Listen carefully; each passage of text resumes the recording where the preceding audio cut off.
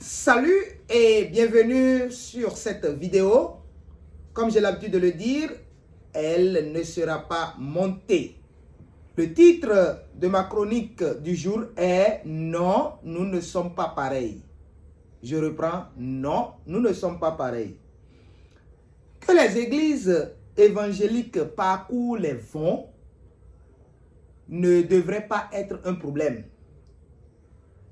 Si quelqu'un n'est pas d'accord avec cela, c'est qu'il n'est pas d'accord avec l'Église. Il n'aime pas l'Église. Et c'est son droit le plus absolu. Mais comme l'a dit l'autre, il va en souffrir. Mais il ne pourra rien faire. Ces multiples cris ne peuvent pas empêcher l'Église de se multiplier.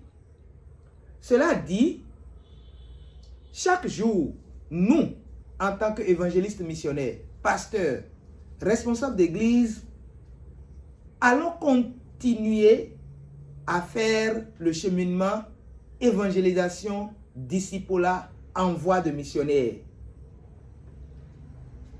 Même si chaque maison pouvait devenir une église, il n'y aurait pas de personne au monde qui soit plus contente que moi.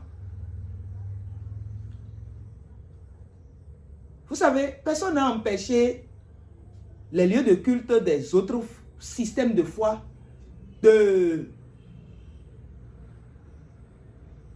partout. Non. Il se fait juste que pour le christianisme, c'est une recommandation pour chaque chrétien de faire tout ce qui est de son pouvoir pour que l'œuvre expiatoire et substitutive de Jésus-Christ sur la croix soit connue partout et par tous. La constitution des autres religions ne semble pas avoir cette recommandation. Et évidemment, ce ne sont pas les chrétiens qui les en ont privés. Ce que les chrétiens sont censés combattre, c'est ces indécrottables de cardinal fini qui s'installent sous le nom de église, mais qui empêchent les gens de dormir, fabriquent des faux miracles pour berner les gens, ont une doctrine bidon, mélangent les gens au sujet du christianisme et escroquent littéralement tous ceux qui font confiance en eux.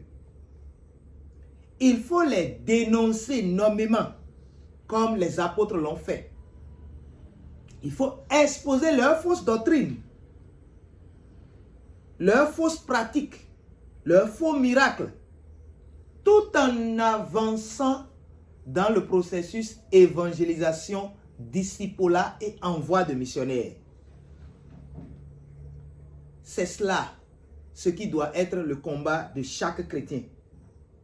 Quant à ceux qui sont occupés à verser de l'opprobre sur l'Église, à cause de ces regroupements qui se donnent le nom d'Église, nous n'avons pas d'âme pour vous.